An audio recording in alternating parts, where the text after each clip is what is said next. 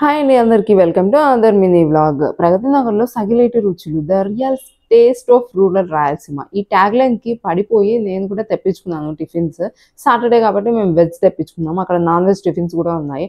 First veg పరిస్థితి చూసి తర్వాత నాన్ వెజ్ చూద్దాంలే అనుకున్నాను. రియల్ గా రాయలసీమ అంటే ఏముంటుంది, ఫస్ట్ అల్లం చట్నీ ఉండదండి, ఉల్లిగడ్డ కారం ఉంటుంది, అదే ఉంది. అండ్ చట్నీ కొంచెం స్పైసీ ఉంది, ఇక్కడలాగా చప్పగా అయితే అసలు లేదు. ఇంకా టేస్ట్ కూడా బాగుంటుంది అనుకుని మోసపోయి తినడం స్టార్ట్ చేశాను. వరస్ట్ కంటే వరస్ట్ ఉంది.